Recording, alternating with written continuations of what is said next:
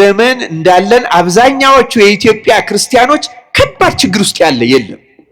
ይመስለናል ባለጸጎች ይሆን፣ ይመስለናል መንፈሳዊዎች ይሆን፣ ይመስለናል ጥሩ አምልኮ ላይ ያለን በሃይማኖታችን ትክክል ይሆን።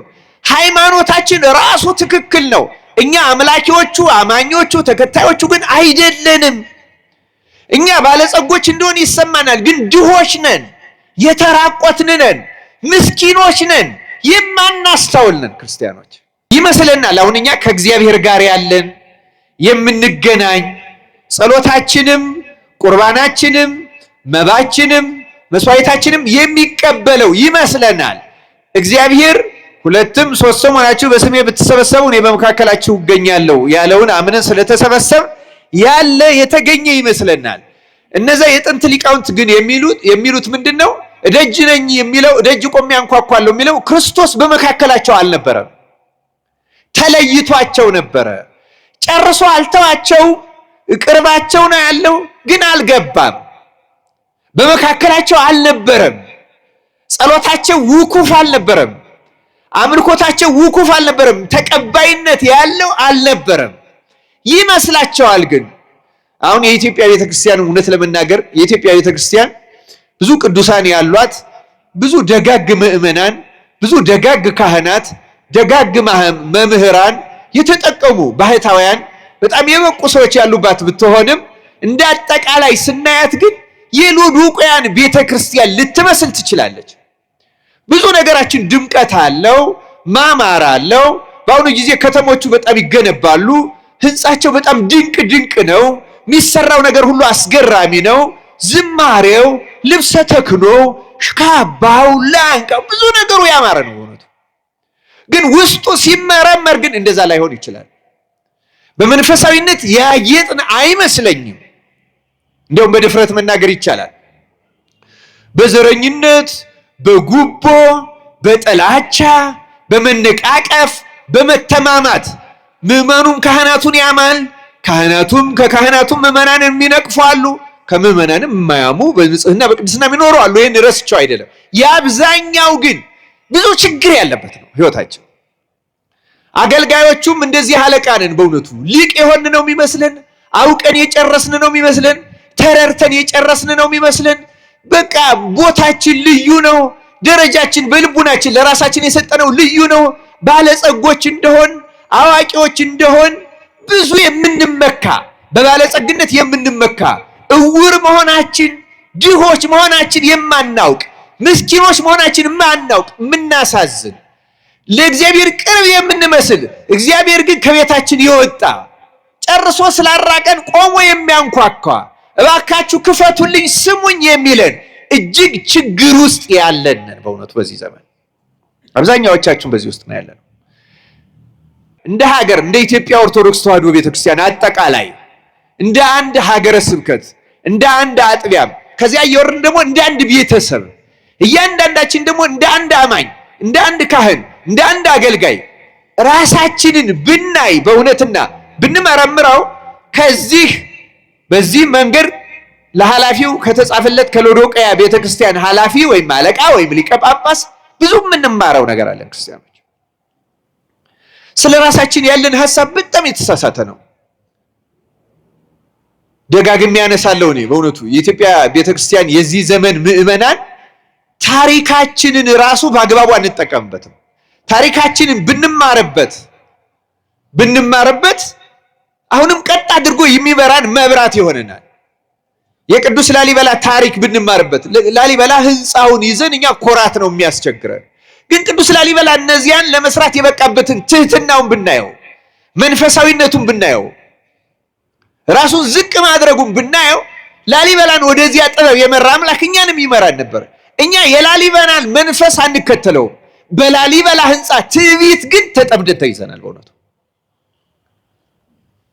የአክሱም አባቶቻችንን ታሪክና መንፈስ አንከተለውም። በአክሱም ታሪክ ትዕቢት ግን ከሰማያ ሰማያት ወርደን እንፈጠፈጣለን። በጎንደር በጣና ገዳማት፣ በቁልቢ፣ በግሸን ሁሉንም ቦታዎች ማንሳት ይቻላል። በዚህ በጻድቃኔ፣ በደብረ ሊባኖስ፣ በአሰቦት፣ በምድረ ከብድ፣ በዝቋላ እስከ ታችኛው እስከ ባሌ እስከ ነብርብር እስከ አርባ ምንጭ እስከነበሩት ጥንታዊ ገዳማት ታሪኮቻችን የጠፉት ጠፍተዋል ያሉት ብቻ የነሱ መንፈስ ብንመረምረው ታሪካቸው ከኩራት ለይተን ብናጠናውና በእነርሱ መንፈስ ብንጓዝ እውነት የነሱ ልጆች እንባል ነበር። እኛ በስጋ ልደት የነሱ ልጆች ነን እንጂ በመንፈስ ጠላቶቻቸው ነን። እንደ ፈሪሳውያን ጌታ በወንጌል እንደዛ ነው ያላቸው። የአባቶቻችን በእውነት በአባቶቻችን ዘመን ኖረን ቢሆን ኖሮ እነዚህ ነቢያትን ሲገድሉ ባልተባበርናቸው ነበር ሚሉትን አንስቶ በእውነትም የነዚህ የገዳዮች ልጆች መሆናችሁን ትመሰክራላችሁ አላቸው። እኛ ጠላቶቻቸው ነን፣ ለአባቶቻችን ጠላቶቻቸው፣ ታሪካቸውን በስራ የማናስቀጥል፣ መንፈሳቸውን የማንወድ፣ ትህትናቸውን የማንወድ፣ ትጋታቸውን የማንወድ፣ መንፈሳዊነታቸውን የማንወድ፣ ጥበባቸውን የማንወድ፣ የሰሩትና መሬት ላይ ያለውን ቅርስ እያነሳን የምንታበይ፣ የምንጠላላ፣ የምንፎካከር እዛ የተወለድንበት አካባቢ አንዱማ ሲኖር እጅግ ትልቅ በሽተኞች ነን። ማለት የጸና በሽታ ነው ያለው። እግዚአብሔር ከእንዲህ ያለው በሽታ በቸርነቱ ይፈውሰን። የእውነት ነው የምናገረው። በዚህ የእግዚአብሔር ቃል የሚነግረን ይሄንን ነው። እና ምንድነው ይሄ በራድ ወይም ትኩስ አለመሆን የሚለውን ሊቃውንት ሲተረጉሙ አንድ 3 ትርጓሜ ሰጥተውታል አባቶቻችን። አንደኛ በራድ ወይም ትኩስ እንዳይደለህ አውቃለሁ ሲል ለማንኛውም አማኞቻችን የሚተረጎመው የመጀመሪያ እምነታችንን የተመለከተ ነው። እምነታችን አሁን እንዳጠቃላይ ሲታይ በወልድ ዋሕድ በክርስቶስ አምላክነት ማመናችን ትክክል ነው። በቅዱሳን ምልጃ፣ በጸጋ መንፈስ ቅዱስ፣ በብዙ ነገር እንዳጠቃላይ እምነታችን ከላይ ሲታይ አለን ኦርቶዶክስንን። ከውስጥ ግን በህይወታችን ስንመረመር በምንጸልየው ጸሎት፣ በምንጾመው ጾም፣ የእግዚአብሔርን ቃል በመስማት እግዚአብሔር ከኛ ጋር ስለሚያደርገው መግቦት፣ ጥበቃ፣ ድነት ግን ባዶዎች ነን እና ከላይ የሆነ እምነት የሚመስላለን፣ ከውስጥ ስንበረበር ደግሞ የለንም። ወይ ጨርሰን አልካድንም፣ ወይ ጨርሰን አላመንም። መካከል ላይ ልብ ያለ የሚያስጠላ ሁኔታ ላይ ነው ያለን። በማህበራዊ ሚዲያ ስንከራከር፣ ስለ ቤተ ክርስቲያን ስንናገር እንዲሁ የበቃን ነው የምንመስለው። የጠነቀቅ እምነታችን የገባን የተረዳን እንመስላለን። ምንጠቅሰው ጥቅስ፣ ምንጠቅሰው መጽሐፍ፣ ምናቀርበው አስረጃ አናጣም። በገቢር ግን ከቅዱሳን ጋር ራሱ በጸሎት ተገናኝቶ መጠቀም ደግሞ ምንም የለንም። በእውነቱ ከላይ እንደምንናገረው አይደለንም። ሰባኪዎቹ እንደምንሰብከው አይደለንም። አስተማሪዎቹ እንደምናስተምረው አይደለንም። ምዕመናኑም እንደሚናገረው እንደሚለጥፈው ስዕል እንደሚጠቅሰው ጥቅስ አይደለንም። እምነታችን ከአንድ አማኝ ከውስጡ ከልቡ ነው ሊገኝ እንደሚጠበቅበት ያለ እምነት የለንም። ክርስቲያኖች ልብ ያለንን ማዕከላዊ ነን። ጨርሶ ያላመነ እኮ አንድ ይሻላል። ወይ ደግሞ ጠበቅ አድርገን ይዘን ራሳችንን መርምረን የገቢር እምነት ማለት ምን ማለት ነው? ቢያንስ የሚያስደርግ ማለት ምን ማለት ነው? እንደ 100 አለቃው ቃል ብቻ ተናገር ብላቴናይም ይፈወሳል ብሎ አምኖ የሚያስደርግ፣ እንደዚያች ከነናዊት ሴት ከውሾቹ እንዳንዱ ቁጠረኝ፣ ውሾች ከጌቶቻቸው ማዕድ የሚወድቀውን ፍርፋሪ ይበላሉ ብላ የሚያስደርግ እምነት፣ እንዲህ ያለስ እምነት እያለ ጌታ ያደነቃቸው። የሚያደርግ አለ ገባሪ ማለት የሰናፍጭ ቅንጣት ታክል እምነት ቢኖራችሁ ይህን ተራራ ከዚህ ተነቅለ ሂድ ቢትሉት ምን ይሆናል? ግድ የለም ተአምራት ማድረጉ ይቀርብን። ቢያንስ ለምነን ማግኘት የምንችል ለምንድን ነው የማናገኘው ይላል የእግዚአብሔር ቃል። ለምሳሌ ወንጌሉ ላይ ይላል፣ ማርቆስ ወንጌል ምዕራፍ 14 ላይ በጸለያችሁና በለመናችሁ ጊዜ የለመናችሁትንና የጸለያችሁትን እንደተቀበላችሁት አድርጋችሁ ቁጠሩ፣ እመኑ ይላል። ያን ጊዜም ይደረግላችኋል ይላል። ለምንድን ነው የማይደረግ ካል እየለመንም ይደረጋል ብለን አናምንም። እምነታችን መካከለኛ ጠይም ነው፣ ልብ ያለ ነው። ክህደትም አይደለም እምነትም አይደለም። ክርስቲያኖች እና እኛ ለዚህ እኮ ነው ጌታ ልተፋህ ነው። ምክንያቱም ልብ ያለ ይተፋል፣ ያስታውካላ፣ ገብቶ አይስማማም፣ ጤና አይሰጥም። አንዱን ብትሆን ይሻለኝ ነበር፣ ትኩስ ወይም በራድ በሆንክስ መልካም ነበረ አለ። አይደለንም እኛ ወይ ከሃዲም አይደለንም አማኝም አይደለንም። በእውነቱ አስቸጋሪ ነገር ላይ ነው ያለነው ክርስቲያኖች። ይሄም ብቻ አይደለም። በእውነቱ እንደው እምነታችንን አሁን ስናየው ሁለት ጥቅሶችን ማንበብ እፈልጋለሁ። ቅዱስ ጳውሎስ ለቲቶ በላካት መልእክት ላይ ምዕራፍ 1 ቁጥር 16 እንዲህ ይላል፣ እግዚአብሔርን እንዲያውቁ በግልጥ ይናገራሉ። እኛን የሚመለከት ነው። እግዚአብሔርን እንደሚያውቁ በግልጥ ይናገራሉ። ዳሩ ግን አለ የሚያጸይፉና የማይታዘዙ ለበጎም ስራ ሁሉ የማይበቁ ስለሆነ በስራቸው ይክዱታል አለ። ይሄ እኛን ይመለከታል አይመለከትም? እንደምናውቅ እንናገራለን። እውነታችን ትክክል እንደሆነ፣ ተዋህዶ ንጽሕት እንደሆነች፣ የአባቶቻችን ገድል ተአምራት እንናገራለን በእውነቱ እና እንደምናውቅ እንናገራለን። ግን ደግሞ በብዙ ነገራችን የምናጸይፍ ነን። የእግዚአብሔር ቃል የሚወቅሰን እንደዛ ብሎ ነው እና በምን ያለ ከእውቀት ሲታዩ፣ ከንግግራቸው ሲታዩ፣ ከምስክርነታቸው ሲታዩ እግዚአብሔር እንደሚያውቁ በስራቸው ግን ይክዱታል። እኛ እንደዚህ ያለን ወይ በስራችንም ጨርሰን እንመን ወይም ደግሞ በእውቀቱም ጨርሶ መካድ ይሻላል እኮ። አሁን መካድ ጥሩ ነው ለማለት አይደለም የሚናገረው። እግዚአብሔር ግን ከሁለቱ አንዱ መካከል ላይ ነው ያላችሁ ይለናል። ይሄ በአብዛኛው እኛን የሚመለከት ይመስላል። እንደምታውቁት ቅዱስ ጳውሎስ ሁለተኛ ጢሞቴዎስ መልእክቱ ምዕራፍ 3 ቁጥር 5 ላይ ቁጥር 1 ጀምሮ ይሄ በመጨረሻው ዘመን ስላሉ ሰዎች ሲናገር ትዕቢተኞች፣ እንዲህ የሚያደርጉ፣ በትዕቢት የተነፉ፣ እንዲህ የሚያደርጉ እያለ ገንዘብን የሚወዱ ያለ ይዘረዝርና መጨረሻ ላይ ሲያጠቃልለው የአምልኮ መልክ አላቸው፣ ኃይሉን ግን ምን አድርገዋል አለ ክደዋል። ከነዚህ ደግሞ ራቅ ብሎ ይመክረዋል። ሁለተኛ ጢሞቴዎስ ምዕራፍ 3 ቁጥር 5 ላይ አሁን እኛ ያለን ክህደት የተግባር ክህደት ነው ክርስቲያኖች። በተግባር ብዙ ድካም ነው ያለብን። በእውነተኛ ህይወት ክህደት ይገኝብናል። ከላይ ሲታይ ደግሞ እምነትም አለን እና በጣም አስቸጋሪዎች ነን። ልይዝህ አልችልም የሚለው ለዛ ነው። በዚህ በራዕየ ዮሐንስ ላይ መካከል ላይ ያለን ስለሆን አስቸጋሪ ሆነን ተገኝተናል ማለት ነው። ሁለተኛ ደግሞ በእውነቱ ይሄ ለብታ የሚባለው ስንጠመቅ በይልቁንም ደግሞ በሜሮን ስንታተም ሀብተ መንፈስ ቅዱስ ያድርብናል አያድርብንም?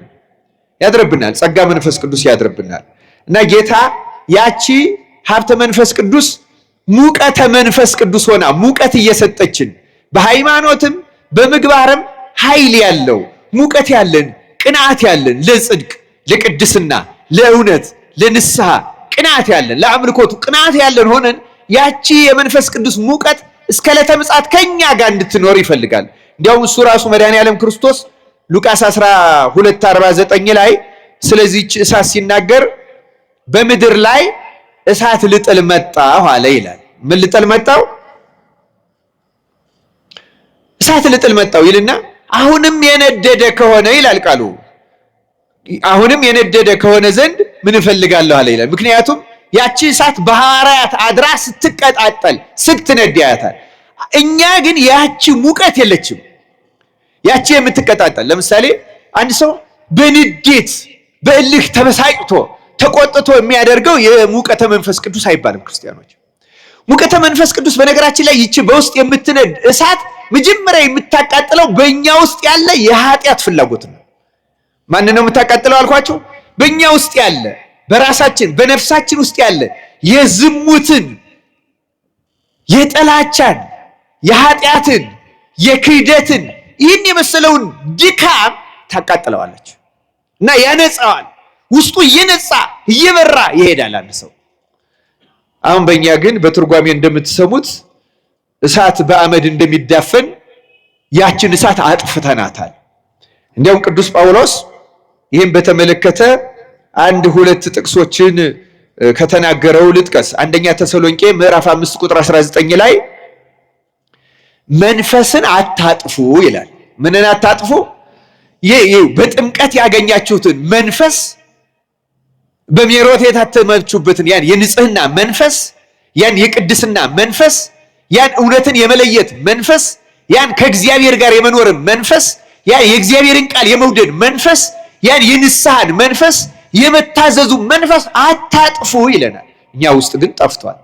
አሁን ያለው መንፈስ የምን መንፈስ እንደሆነ እናውቀዋለን። የጥላቻ መንፈስ ገኗል፣ እናውቀዋለን አይደለም እንዴ? የሐሜቱ፣ የልዩነቱ፣ የዘረኝነቱ ይህን መንፈስ ቅዱስ ተመልከቱ። ያን እሳት ተብሎ የተነገረላትን ያንን አጥፍተነዋል፣ አዳፍነነዋል። የተዳፈነ እሳት ምግብን እንደማያበስለው ጣዕም እንደማያበስለው በእኛም ተለይቶን አልሄደም እንጂ ጨርሰን ስላልካር ነው ተዳፍኗል። ልብ ብለናል፣ ማዕከላዊ ሆነናል። በጎ ምግባር የለንም። ለምሳሌ ሮሜ 12:11 ላይ ቅዱስ ጳውሎስ በመንፈስ የምትቃጠሉ ሁኑ ይላል። በምን የምትቃጠሉ ሁኑ? በስጋዊ ቅናት አይደለም፣ በስጋዊ ቅናት አይደለም፣ በመበለጥ ስሜት አይደለም፣ በመንፈስ የሚቃጠል ሰው ቤተክርስቲያን ስለሚጎዳ ሰው እንኳን ሲያስብ ስላለመዳኑ ነው የሚያስበው፣ በጥላቻ ያስበው። ነገራቸው እኛ የጥላቻ ስሜት አለን አይደለም፣ ውጭ ስላለ ውስጥ ስላሉት እንኳን ስለ አባቶችም ይሁን ስለ ክርስቲያኖችም ቢሆን ድካም ስለተገኘበት ኃጢአት ስለተገኘበት ያለን መንፈስ የንቀት፣ የጥላቻ፣ የሐሜት የኔ መንፈስ። በመንፈስ መቃጠል ግን ሌላ ነው። ክርስቲያኖች በመንፈስ የሚቃጠል ሰው ስለሌላው መዳን ነው የሚጨነቀው፣ ስለራሱ ኃጢአት ነው የሚያስበው። እግዚአብሔር በእንዲህ ያለው መንፈስ እንድንጎበኝ እንድንቃጠልን በቸርነቱ ይርዳን። አሁን ይሄ ሙቀተ መንፈስ ቅዱስ ከኛ ተለይቷል። ክርስቲያኖች ይሄ ለመንጻት በመንፈስ ቅዱስ የሚቃጠል ሰው ድካሙ ነው የሚታየው። የራሱ ድካም፣ የራሱ ኃጢአት፣ የራሱ አለማወቅ ስለሚታየው መቼ እነጻ ይሆን? ማእዜሪ ገጾ ለአምላኬ ነው ያለው ዳዊት። መቼ ነው የአምላኬን ፊቱን የማየው? መቼ ነው እኔ የጨለማ መጋረጃ ከኔ የሚወገድልኝ? መቼ ነው መንፈስ ቅዱስ የሚቀርበኝ እያለ ይቃጠላል። መቼ ነው የምቆርበው? መቼ ነው የቅዱሳት መጻሕፍትን የምረዳው? መቼ ነው ያለ ድካም የማገለግለው? መቼ ነው ለአምላኬ ደስ የማሰኘው እያለ ይቃጠላል። ጉድለቱ ይታየዋል። በእንዲህ ያለ መንፈስ እንድንቃጠል አምላካችን እግዚአብሔር ይርዳን። ክርስቲያኖች እኛ የድካም መንፈስ ነው የተጫነን። በእውነቱ የድካም መንፈስ፣ ሌሎቹን ዝቅ አድርጎ የማየት መንፈስ፣ እኛ የተሻለ እንደሆን የሚሰማም ስሜት ደጋግሜ የዚህ አውደ ምሕረትም ላይ ተናግሬዋለሁ። በማንኛውም ጊዜ በማንኛውም ሕይወት ውስጥ ያለ ሰው ራሱ ልቡናው ለራሱ ከሆነ ሰው እሱ እንደሚሻል የሚነግረው ሰው ካለ ያ ሰው ፈጽሞ የወደቀ ሰው ነው። በማንኛውም ጊዜ በገዳም ቢገባ ቢመንን እንደ አባ ዳንኤል የዱር ቅጠል ቢበላ እኔ እሻላለሁ የምትል መንፈስ ካለች የመጨረሻ የውድቀት መንፈስ ነው። ክርስትና ከማንኛውም ሰው አንሳለሁ የሚል መንፈስ ነው። ደጋግሜ ማስታወስ ፈልጋለሁ። አባ መቃርስ እንዲሁ አንድ ተጋዳይ መነኩሴ መጣና ለራሱ እንዲህ የተሻለ መንፈሳዊ ሕይወት ላይ እንዳለ ተሰምቶታል። ግን ደግሞ ድንገት የቀረኝ ካለ ብሎ መጥቶ ጠየቀው። እንዴት ሁኜ ልኑር? ምን ባደርግ የተሻለ እግዚአብሔር እንድሳሰኘዋለሁ? አባቴ ወይ ምክርህን ስጠኝ አለው። ብመክርህ ትሰማለህ ወይ አለው። እንግዲህ ያ በመንፈስ ቅዱስ የከበረ ስለሆነ መንፈሱ ይታየዋል። እንዲህ የሚል ሰው እንዲሁ ምን ቀረኝ አይነት ነው። እንዲሁ ጥሩ እኮ ነኝ፣ እንዲሁ ምን ይሆን የቀረኝ አይነት ስሜት በውስጡ አለ። ይሄ ትዕቢት ነው፣ አባቶች ያውቁታል። እንዴ ልሰማህ አይደለም ወይ የመጣሁት አለው። እና ይህን ሲለው እንግዲያውስ ከማንም ሰው በምድር ላይ ካለ ከየትኛውም ከምታውቀውም ኃጢአተኛ ቢሆን እንደምታንስ ውስጥህን አሳምነው፣ ያን ጊዜ ትድናለህ አለው ይላል። ይህን ሲለው እውነትም በትዕቢት መንፈስ የመጣ ስለነበረ እንዲህ አለው፣ ጥሩ አባቴ ግን ባንስ እንዴት ከነፍሰ ገዳይ አንሳለሁ አለው ይላል መልሶ። አያችሁ፣ ያቺ ናት የትዕቢት መንፈስ። እንዴት መለሰለት? አየው፣ እዚህ ቲቶ ላይ ቅዱስ ጳውሎስ የገለጸው ቃል አለ፣ ለንጹሖች ሁሉ ንጹሕ ነው ይላል። አይደለም ይላል አይልም? ንጹሕ ብትሆን ኖሮ ዓይንህ እያየ እንኳን ሲገድል ብታየው ኖሮ ይሄ ሰው አንድ ሰው ገደለ፣ እኔ ግን ራሴን ደግሜ በመግደል ከእርሱ በልጣለሁ ትል ነበረ። አንተ ንጹሕ ስላልሆንክ ግን እሱ ካንተ የሚከፋ መስሎ ታየ። ስለዚህ ሂድና ንስሐ ግባ አለው ይላል። እያዘነ ተመለሰ። አያችሁ፣ መንፈሳዊ ሕይወት ማለት በመንፈስ ድሆች የሆኑ ምን ይሆናሉ ነው የተባለ? ብፁዓን ናቸው ነው አይደለም የተባለ?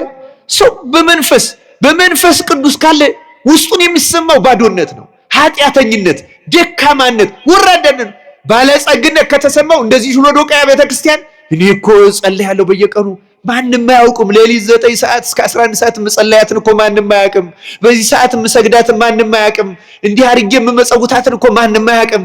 ይህችማ ስንቄ ናት እያለ ለራሱ ድልብ እንዳዘጋጀ እግዚአብሔርን ደስ የሚያሰኝ መንፈሳዊ ሀብት እያከማቸ እንደሆነ ለውስጡ የሚሰማው ሰው ድሃ ነህ ይለዋል የእግዚአብሔር ቃል። አንተ ባለጸጋ ነህ ይላል፣ ግን ድሃ ነህ፣ ምስኪን፣ ምንም ራቆትህን ነህ። ከእንደዚህ ያለ ባለጸጎች እንደሆን መንፈሳውያን እንደሆን እየተሰማን ባዶ ከሚያደርግ ድህነት እግዚአብሔር ያውጣን። ክርስቲያኖች፣ ክርስትና በጣም በጣም በጣም የፍጹም ድህነት ሃይማኖት ነው።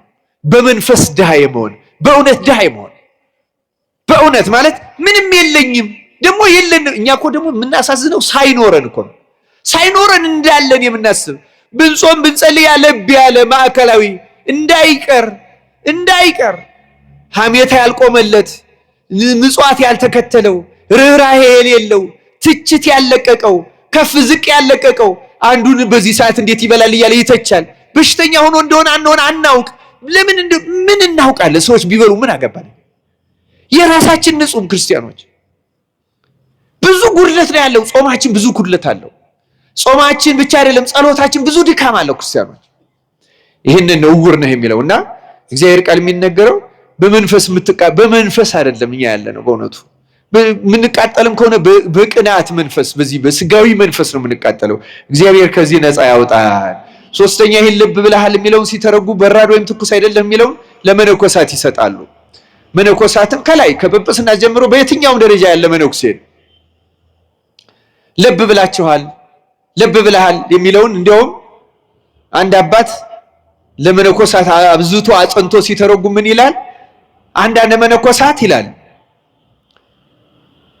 ከዚህ ዓለም ሆነው ሴቶቹ ባል ወንዶቹ ሚስት አግብተው ወጥተው ወርደው ሰርተው ልጅ ቢያሳድጉ መልካም ነበረ፣ እንዲህ እንዳይባሉ መንኩሰናል ይላሉ።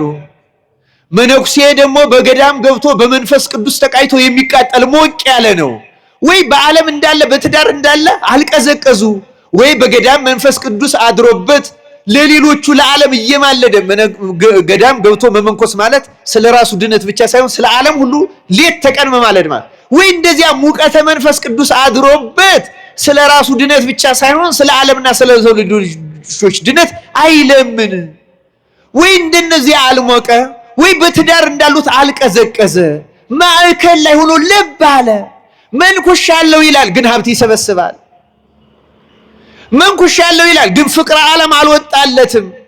መንኩሻለሁ ይላል እንኳን ስለ ዓለም ድነት ሊለምን ከመካከሉ ያሉትን አንዱን መነኩሴ በሆነ ነገር ይጠላዋል፣ አንዱን ካህን በሌላ ነገር ይጠላል። ስለ ዓለም ስላልተጠመቁት ድህነት ሊለምን መንኩሶ የዓለም ስሙን ለውጦ፣ አሁን ግን ዘመዶቼ በዚህ አካባቢ ናቸው፣ እዚህ አካባቢ ያለው እንዲደረግልኝ ልተፋህ ነው አለው ይላል።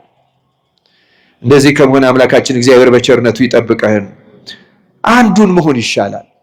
ወይ አግብቶ እንደ ዓለም መሆን ወይም ደግሞ በግብር መንኩሶ ስለ ዓለም ሁሉ ድህነት መለመን። ልብ ብለሃል የሚለው ይህንን ነው ይላሉ። እኛም በዚህ ዓለም ያለን ሰዎችም ከዚህ ነፃ አይደለም። ወይ እንደ ክርስቲያን መሆን አሁን እኮ ወይ እንደ ክርስቲያን አይደለም፣ ወይ እንደ አህዛብም አይደለም እኮ ደግሞ ከመካከል ላይ ያለን። ከዚህ የተነሳ ነው ልተፋህ ነው የሚለው ቃል ለሁላችን የሚነገረው ማለት ነው።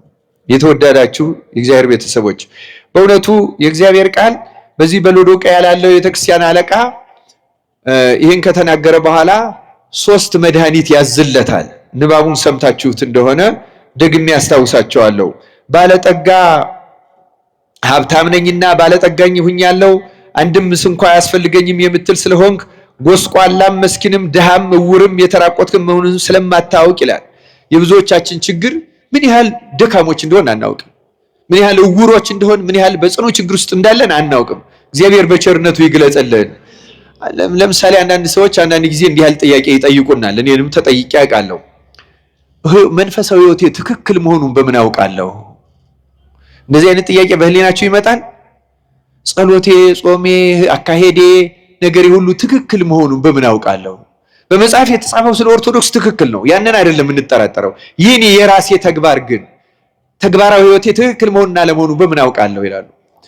አንድ ሰው ህይወቱ ወደ ትክክለኛው መስመር እየገባ መሆኑን የሚያውቀው የሰው ኃጢአት ካይምሮው እየጠፋ የራሱ ኃጢአት እየጎላ ከታየው በትክክለኛው መስመር ውስጥ ያለ ሰው ማለት ያ ሰው።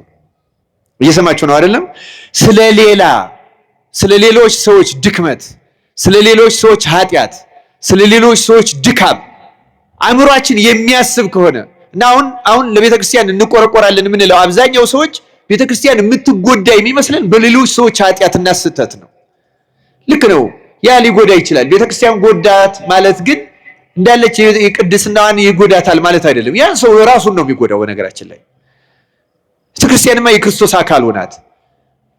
ቤተክርስቲያን የምትባለው ህብረት ውስጥ ያሉ ተጎጂዎች አይደሉም። ውጪ ያለን ሰዎች ግን ተጎጂዎች ነን። የአጥቢያው አባል ነን፣ ቅዳሴው እንገናኛለን፣ እንደዚህ ጉባኤው ላይ እንገኛለን፣ ግን ከመንፈስ ቅዱስ ህብረት ውስጥ ላንገኝ እንችላለን እና ጉዳቱ የኛ ነው። ስለዚህ አንድ ሰው ሌሎች ሰዎች እያጠፉ እየጎዷት ነው ብሎ መጨነቁን ማቆም አለበት አንድ ክርስቲያን።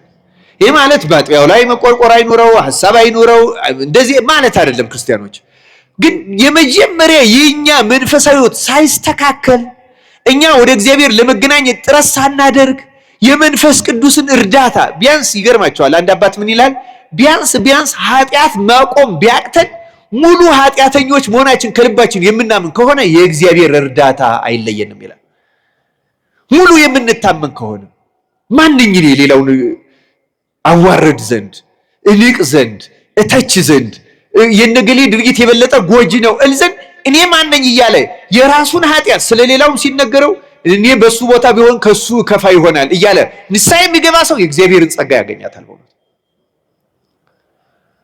አብዛኛዎቻችን ግን ኧረ በስመ አብ እንዲያው በሆንስ እንደዚህ አላደርግም የሚል የትዕቢት መንፈስ አለብን። ብዙዎቻችን የምናደርገው አይመስልንም። በእውነቱ እግዚአብሔር ከእንደዚህ ያለ መንፈስ ነፃ ያውጣን። ስለዚህ የእግዚአብሔር ቃል አታውቅም ራስህን ካለ በኋላ እንግዲህ በነጥብ መሄድ እንችላለን። በነገራችን ላይ አንደኛ ለብ ብልሃል ነው ማዕከላዊ ነጥባችን አይደለም እንዴ? ሁለተኛ ባለጠጋ ነኝ ብልሃል። ኃጢአቶቹ እነዚህ ሁለቱ ናቸው።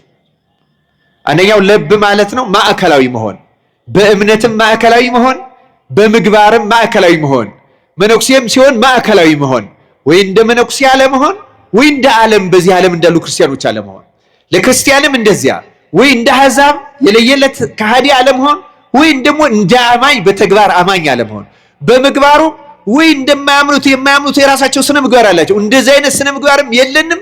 ወይም ደግሞ እንደ አንድ ክርስቲያናዊ ምግባርም የነጻ የተቀደሰ የለንም። አንዱ ድካም ይሄ ነው ለብ ማለት።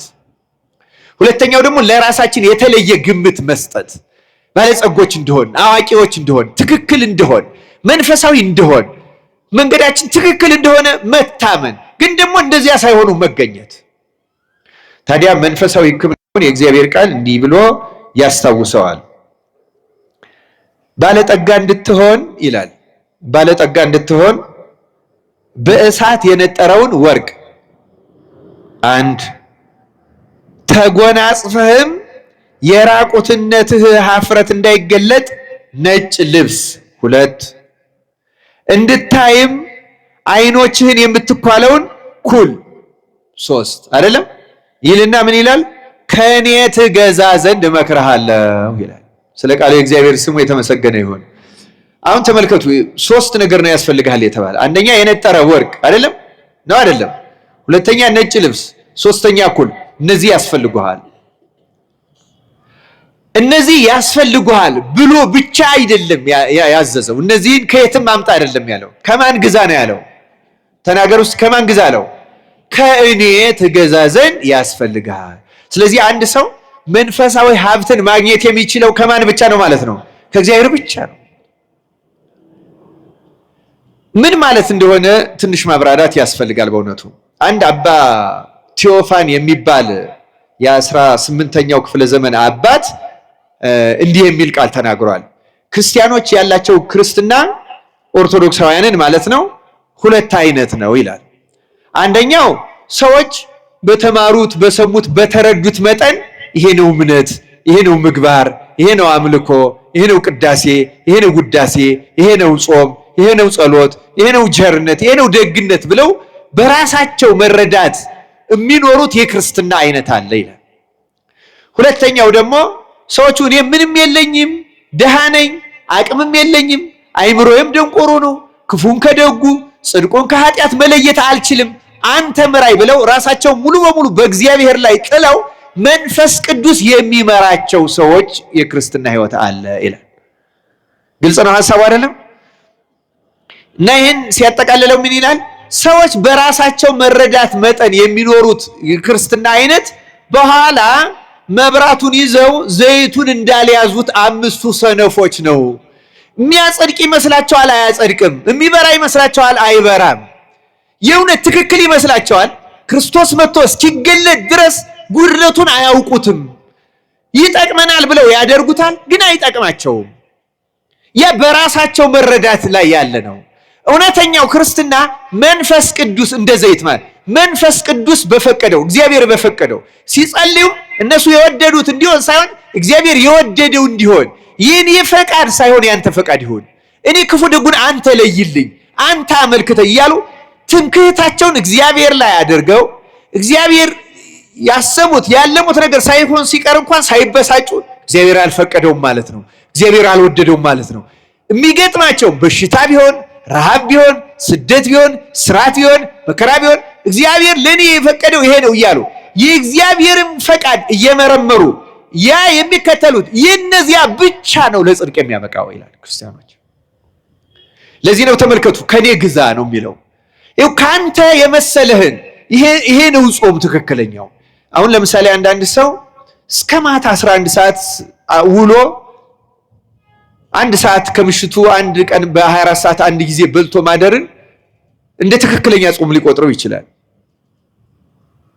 ደግሞ እውነትም ስናየው ትልቅ ጾም ነው እንዲህ ያለ ጾም። ግን እየተመካበት የሚሆን ከሆነ አይጠቅመው፣ የራሱ ነዋ። እንዲህ አርጌ በዚህ እንዲሆናለው እያለ ማለት ነው። ከዚያ ይልቅ በጣም ፈቃደ እግዚአብሔርን በመከተል ሌላ ሰው ሊበልጠው ይችላል። ክርስቲያኖች አንዳንድ ሰዎች ጾም ከማጽናታቸው የተነሳ ሰውነታቸው ደክሞ መጸለይ ሁሉ እስኪያቅታቸው ሊጾሙ ይችላሉ። ክርስቲያኖች እና ያንን በቃ እንደዚህ ብለህ ተጋርልሃል ብሎ የሚይዝልን አይምሰላችሁ። እውነት ለመናገር ከፍጹም ትህትና አሁን ከፈቃደ እግዚአብሔር ጋር ከሆነ በፈቃደ እግዚአብሔር በ3 ቀን አንድ ቀን የሚበሉ አሉ፣ በሳምንት አንድ ቀን የሚበሉ አሉ። ከዚያ እንደ ኤልያስ አንድ ቀን በልተው 40 ቀን የሚቆዩም ይኖራሉ አሉም ደግሞ። እነዚህ ግን በራሳቸው ብርታት አይደለም የሚያደርጉት፣ በእግዚአብሔር ፈቃድ ብቻ ነው የሚያደርጉት። ያለ እግዚአብሔር ፈቃድ ምንም አያደርጉ። አሁን የአባ መቃርስ ዘይሴሰይ ቆቆሃ የሚለው ስንክሳራችን ቆቅ የሚበላው የአባ መቃርስን ታሪክ ስናየው ታሪኩም ራሱ የተገለጠው እኮ ለምናኔ የመጣ አንድ መነኩሴ አባ መቃርስ ባለበት ጫካ ደረሰ። አባ መቃርስ ይውላል፣ ግን በእግዚአብሔር ፈቃድ ታዞለት አንድ ቆቅ ይይዝና እያበሰለ ይበላል። ሲያየው መነኩሴው ሳቀ። ደሞ መነኩሴ ነኝ ይላል፣ አያፍርም። ስጋ እየበላ ልክ ነው፣ መነኮሳት ስጋ አይበሉም። አባ መቃርስ ግን ሕግን ጠብቆ አልፎ በፈቃደ እግዚአብሔር ታዞለት፣ ተመልከቱ፣ ከሕግ በላይ ሆኖ ይሄን በእግዚአብሔር ፈቃድ እስከ መመገብ የደረሰ ነው። ያኛው አዲስ መነኩሴ ግን ሲያየው ተናደደበት።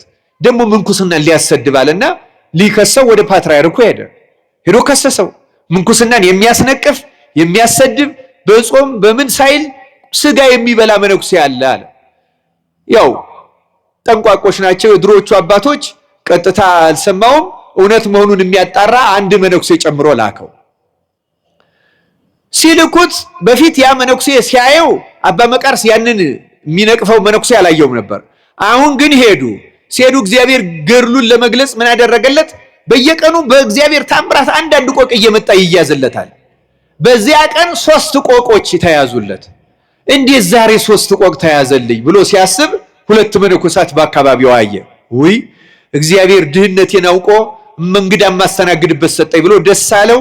ቆቆቹን አረደ፣ አዘጋጀ፣ አበሰለ። የመመገቢያ ሰዓታቸው ሲደርስ አባቶቼ እንኩ ብሉ ብሎ ባህታውያን ዘወር ብለው ለብቻቸው ነው። ሌላውን ሲበሉ አያዩም፣ ሌላውንም እንዲያያቸው አያደርጉም። እነሱ ግን ይሳሳቃሉ። እኛም ስጋ የምንበላ መስሎት አቤት አቤት ይሄ ወዳ መነኩሴ እያሉ እሱ ቆቁን እየበላ እነሱ አላያቸውም። ዞር ሲል ቆቆቹን አልበሏቸውም፣ ስጋውን አልበሉትም። እሱ ግን በልቶ ጨርሶ ምነው አባቶች ለእናንተ እኮ ነው ያበሰርኩት አላቸው። አይ እኛ እንዳንተ ስጋ እንበላም፣ እኛ መነኩሴዎች ነን ስጋ እንበላም አሉት። በተመክሆ ማለት ነው። እንግዲህ አሁን ተመልከቱ፣ እነዚህ ናቸው ባለጸጎች እንደሆኑ የሚያምኑት፣ በራሳቸው ጽድቅ የሚታመኑት፣ ስጋ ባለመብላታቸው የተሻለ እንደሆኑ የሚያስቡት።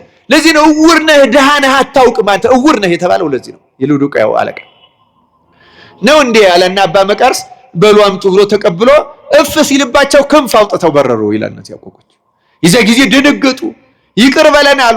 እንደገና ወደ ፓትርያርኩ ሄደው ኧረ እንደዚህ ያለ ተአምር የሚያደርግ ነው አሉ ብለው ተናገሩ። ፓትርያርኩ ተደነቀ፣ ለንጉሱ ነገረ። በዘመናችን እንዲህ ያለ አባት ተገኝቷል፣ ሂደን እንሳለም በረከት እንቀበል ብለው ንጉሱ ፓትርያርኩ ሰራዊት አስከትለው ሄደው ልክ አባ መቃርስ ያለበት ቦታ ሲደርሱ እግዚአብሔር ክብሩን ሊገልጽላቸው ወዶ ልክ እንደነ ኤልያስ ሲያርግ ሲሰወር አሳያቸው ይላል። አባታችን በረከትህን ስጠን አሉት። እባክህ ቃል ተናገረን አሉት። እና በዚያ ጊዜ እንዲህ አላቸው ይላል፣ መነኩሴ ትህርምት ካህን ትምህርት ባያበዛ ኖሮ አይታበይም ነበር። ምክንያቱም እነሱ ባላቸው ዕውቀት ይመካሉ። እውርነት ማለት ይሄ ነው ክርስቲያኖች፣ በመንፈሳዊነት ማለት ነው። ከእንዲህ ያለ በራሳችን ጽድቅ ከመመካት እግዚአብሔር ያደነን። ለዚህ ነው ከኔ ግዛ ነው ያለው። ተመልከቱ፣ ከራስህ አትግዛ። በራስህ ጾም አትመካበት፣ በራስህ ስግደት አትመካበት፣ በራስህ ምጽዋት አትመካበት። ያ ካንተ የሰበሰብከው አይጠቅምህም። ከኔ ግዛ በፈቃድ እግዚአብሔር በታዛዥነት በትህትና። እንደውም የሚለው በእሳት የነጠረ ወርቅ ማለት ተፈትኖ ያለፈ እምነት ይኑርህ። እነዚህን ሶስቱን የሚተረጉሟቸዋል አባቶች። በእሳት የተፈተነ ወርቅ የተባለው ንጹህ እምነት የጠራ ያን በእሳት በደንብ የጠራ ወርቅ ነውር እንደሌለው ምንም ነገር እንደማይገኝበት እምነትህ ሕጸጽ፣ ጥርጣሬ፣ ምንታዌ ቅዱስ ያዕቆብ እንዳለው በሁለት ሐሳብ የሚገፋ የሚያመነታ ሰው ከእግዚአብሔር አንዳች የሚያገኝ አይምሰለው ነው የሚለው አይደለም። እንደዚህ ያለ አይኑርው። የተፈተነ እምነት ይኑራችሁ። በእምነታችሁ መካከለኛ አትሆኑ፣ ልብ አትበሉ። ተግባራዊ እምነት። ይህን ወርቅ ከኔ ግዛ። እውር ነህ አንተ፣ ምንም የለህም። እንደምታስበው አማኝ አይደለህም። እንደምትገምተው እምነት የጠራ አይደለም። መሪ ብትሆን፣ አስተማሪ ብትሆን፣ አዋቂ ብትሆን፣ ተርጓሚ ብትሆን፣ በእኔ ዘንድ ያለህ እምነት ግን ከኔ የተገኘ አይደለም። በራስህ መረዳት በራስህ ዕውቀት ላይ የተመሰረተ ስለሆነ አልቀበልህም። እምነታችን ከሱ ለመግዛት አምላካችን እግዚአብሔር ይርዳ። ታስታውሳላችሁ ደቀ መዛሙርቱን ጌታ ዛሬ ስለ እምነት አላስተምርም እንጂ በነገራችን ላይ በመጽሐፍ ቅዱስ ደቀ መዛሙርቱ ብዙ ጊዜ ተአምራት ካደረጉ በኋላ ጌታ ደጋግሞ የገሰጻቸው እምነተ ጎደሎች እያለ ነው። ታስታውሳላችሁ ቅዱስ ጴጥሮስ በባህር ጌታ ሲሄድና ጌታ መሆኑን ሲያውቁት ጌታ ሆይ እኔም እንዳንተ በባህሩ ላይ እንድመጣ እዘዝ አለው። አዘዘና አለው። ጴጥሮስ መራመድ ጀመረ። በኋላ ዝቅ ብሎ ባህሩን ሲያይፈራ ፍርሃትና ጥርጣሬ ሲያደርበት መስጠም ጀመረ። ጌታ ሆይ አድነኝ ብሎ ጮኸ ይላል። ጌታ ምንድነው ያለ? አንተ እምነት ምን የሆነህ ነው ያለ? ይጉድልህ። አይገርማችሁም? በባህር ላይ እስከ መራመድ ደርሶ ጴጥሮስ የእምነት ጉድለት ከተገኘበት እኔና እናንተ ምን ያህል የእምነት ጉድለት ይገኝበት ይሆን? ማቴዎስ 17 ላይ እንደተጻፈው ያን አንድ ሰው ልጁን አምጥቶ ፈውሱልኝ አላቸው። ደቀ መዛሙርቱ አጋንንት ሲያወጡ ነው የኖሩት። የዚህን ሰው ልጅ ግን መፈወስ አቃታቸው። መጥቶ ወደ ጌታ ጮኸ። ደቀ መዛሙርቱ ልጄን ሊፈውሱት አልቻለም፣ እባክህ ፈውስልኝ አለ ይላል። እና አነጋገሩ ራሱ ተግሳጽ የሚገባው ስለነበር ጌታ ገስጾታል። ለምን? ደቀ መዛሙርቱ አልቻሉም ነው ያለው። የማን ድክመት ነው ያደረገው? የማን ድክመት ነው ያደረገው? አሁን እኛ እንደምንለው ግሸን ሄድኩ አልዳንኩም፣ እንትን ሄድኩ አልዳንኩም፣ እንትን ሄድኩ እንትንም እናሻግረዋለን። ጌታ ገስጸው አንተ እምነት የጎደልሃልና የእሱ እምነት ችግር ነው፣ የደቀ መዛሙርቱ ችግር ብቻ አልነበር። ደቀ መዛሙርቱም በኋላ ደግሞ ጠየቁት፣ ጌታ ሆይ እኛ ልናወጣው ያልቻል አንተ ግን ያወጣው ስለምንድን ነው አሉት ይላል። ስለ እምነታችሁ ማነስ። ስለ እምነታችሁ ማነስ። ተመልከቱ፣ አጋንንትን እያወጡ የእምነት ማነስ ከተገኘባቸው የኛ እምነት የጠራ ወርቅ ነው ብላችሁ ታምናላችሁ? ምን ያህል ድካም እንዳለብን አስቡ ክርስቲያኖች። እንደምናስበው አይደለም እምነታችን፣ እንደምንናገረው እንደምንፎክረው አይደለም። ቢኖረን እንኳን በእኛ መረዳት ላይ የተንጠለጠለ ነው። ከእግዚአብሔር ያገኘ ነው፣ የተገለጸ የነጻ የጠራ ፈተና የሚያሻግር አይደለም። የጠራው ወርቅ ከኔ ግዛ።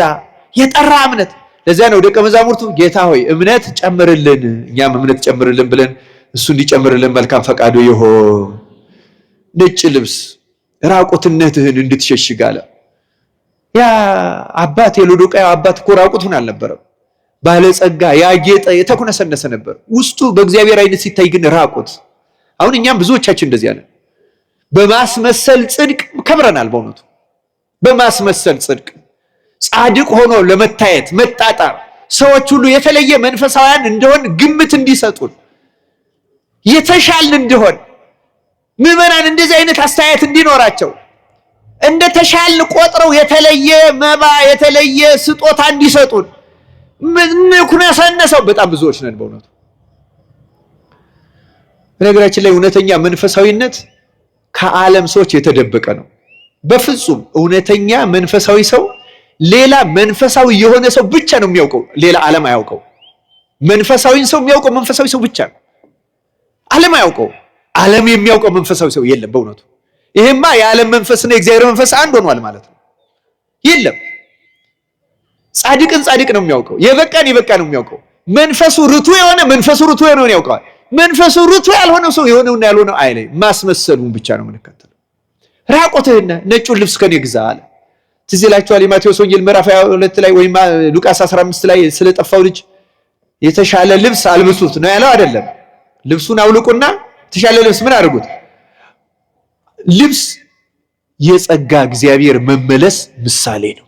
የምን መመለስ ነው? የምን ምሳሌ ነው አልኳችሁ?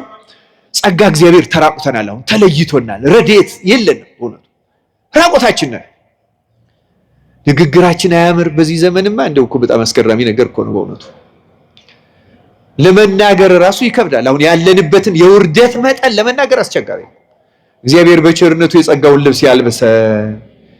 ሶስተኛ ምን ያስፈልጋል ነው ያለው? ኩል ለዓይንህ አጥርተህ እንድታይ። አንተ ግብዝ አይደለም የሚለው በማቴዎስ ወንጌል ላይ የሌላውን ኃጢአት የሌላውን መርፌ ታይዘን ካንተ ዓይን ያለው ምሰሶውን አስቀድመ ምን አደረጋነ? አሁን እኛ ኩል ዓይንን እንደሚያጠራው መንፈሳዊ ዓይናችን ድፍርስ ነው። የሆነ ዕውቀት ቢኖረን የሆነ ትምህርት ቢኖረን ድፍርስ ነው።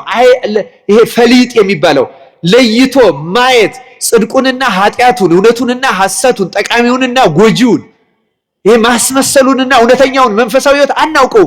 መለየት አልቻልንም። መንፈሳዊ ዓይናችን አልጠራ። ስለዚህ ኩል ያስፈልጋል። አሁን አስተውሉ። ከኔ ግዛ ነው የሚለው። ከክርስቶስ ያልተገዛ ከሱ ያልተገኘ ነገር አንዳችም አይረዳም ክርስቲያን። እነዚህን ሶስት ነገሮች መግዛት ያለ የሚጀምረው ግን ይሄ ኩል የሚባለውን ሲተረጉሙ የመጀመሪያው የእግዚአብሔር ቃል ነው። ክርስቲያኖች የእግዚአብሔር ቃል ሕግህ ለእግሬ መብራት ለመንገዴ ምንድን ነው ያለ ዳዊት? ብርሃን ነው አይደል ያለው? ብርሃን ነው። የእግዚአብሔር ቃል ያሳያል። የእግዚአብሔር ቃል በነገራችን ላይ ራሳችንን እንድናይ የሚያደርግ በተለይ በወንጌል የተጻፉትን ትእዛዛት ደጋግመን እያነበብን የምንጸልይ ከሆነ አጥርተን ማየት እንጀምራለን። ይታየናል ድክመታችን። ቅድም እንዳልኳችሁ የመንፈሳዊነት ምልክቱ የራስን ኃጢአት በዝቶ ማየት ነው። እያንዳንዱ ሰው የራሱ ኃጢአት በዝቶ ከታየው እውነተኛ መንገድ ላይ ነው ያለ ነው ማለት ነው። እና ይሄ ኩል ያስፈልገናል። ይሄ ኩል የእግዚአብሔር ቃል ነው። ይሄ ኩል ከእግዚአብሔር ጸጋ ከእግዚአብሔር መንፈስ ቅዱስ የሚገኝ የራስን ኃጢአትና ድክመት እያሳየ ራስን የሚወቅስና ወደ እውነተኛው ንስሐ የሚመራ ነው። አምላካችን እግዚአብሔር እነዚህ መንፈሳዊ ገንዘቦች አግኝተን በእውነቱ ከእግዚአብሔር ጋር ለመታረቅ ያብቃን። የመጨረሻው የዚህ ቃል እዚህ ለሎዶቅያው አለቃ የተጻፈለት ቃል በደጅ ቆሜ ምን አደርጋለሁ? ኳኳለሁ። እግዚአብሔር ደጃችን ነው፣ ሩቅ አይደለም። ክርስቲያኖች ብዙ ቦታ በመሄድ አይደለም እናገኘው። በእያንዳንዳችን የልቡና ደጅ ላይ እያንኳኳ ነው ያለው። በበሽታ የሚያንኳኳበት አለ፣ በስራት የሚያንኳኳበት አለ፣ በችግር የሚያንኳኳበት አለ፣ በቃሉ የሚያንኳኳበት አለ። በተለያየ መንገድ ወደ እርሱ እንድንመለስ እግዚአብሔር ያንኳኳል። እና አሁን ግን ከእናንተ ጋር አይደለሁ ነው ያለው። የሎዶቅያውን አለቃ በቁርባናችሁም አልገኝም እኮ ነው። ከውጭ ነኝ ማለት ቁርባናችሁ ራሱ አይሰምርም አያድንም ማለት እኮ ነው። ገና አልገባሁም፣ እናንተ እኛ ጋር ነው ትላላችሁ እንጂ እኔ ከእናንተ ጋር አይደለሁ፣ እኔ ከደጅ ነኝ ገና ነው የሚለው። ክርስቶስ ከደጅ ሆኖ አያሳስናችሁ? የሚያምር ቤተ መቅደስ ሰርተን የሚያምር ቅጽር ሰርተን ወንበሩን ግቢውን አሳምረን ልብሳችን አሳምረን ቀጸላው መገናጸፊያው ስዕሉን አሳምረን እግዚአብሔር ከደጅ ሲሆን አያሳዝናችሁም? በእውነት ይሄ ሁሉ ምን የመሰለ ነገር አድርገን ክርስቶስ ከደጅ ሲሆን ከዚህ በላይ ምን ያሳዝናል? እውነት ለመናገር ክርስቶስ ከደጅ ነው። ክርስቲያኖች ለብዙዎቻችን ከደጅ ነው ክርስቶስ። እያንኳኳ ነው ደግሞ ያለው በጦርነቱ በሌላ ረሃቡም በችግሩም ኧረ ተው ኢትዮጵያውያን ተመለሱ፣ የኢትዮጵያ ቤተክርስቲያን ተመለሽ ያለ እያንኳኳ ነው እግዚአብሔር። ይሄ እንደ ባለጸጋ ያልናገረው ብዬ ነው እንጂ አንድ ሊቅ ለዚያ ሎዶቅያ ለነበረው ሊቀ ጳጳስ እንደ ንጉሥ ሆነ ይለዋል፣ እንደ ባለጸጋ ሆነ ይለዋል። እንደዚህ ዓለም ባለጸጋ ተምነሸነሸ፣ መንፈሳዊነት ራቀው፣ ትህትና ራቀው፣ ከምዕመናን ጋር ያለው ግንኙነትም ልክ እንደ ባለስልጣን። አሁን የኛ ቤተክርስቲያን በፕሮቶኮል የታጠረች ናት። በፕሮቶኮል በደረጃ በጣም የሚያስፈራ ነው። በነገራችን ላይ የኢትዮጵያ ቤተክርስቲያን ራሷን ማየት አለባት። ኧረ ተው ተመለሱ እያለ ነው እግዚአብሔር። ከፍ ያለ ትዕቢትና መምነሽነሽ ውስጥ ነው ያለን። ክርስቶስ እየተጣራ ነው፣ እየገሰጸ ነው፣ በሰማዕትነቱ እየተጣራ ነው፣ በሚደርስብን መናቅ፣ መዋረድ፣ መገፋት እየተጣራ ነው። አሁን ግፍ እኮ አይደለም የሚፈጸምብን፣ ማንኳኳት ነው። ተመለሱ፣ ግድ የላችሁም፣ እኔ ከእናንተ ጋር ልሆን እፈቅዳለሁ፣ ደጃችሁ ላይ ነኝ፣ ከእናንተ መራቅ አልፈልግም፣ እያንኳኳው ነው፣ ክፈቱልኝ እኮ ነው ያለው እግዚአብሔር። ሌላ ምንም አይደለም ያለው።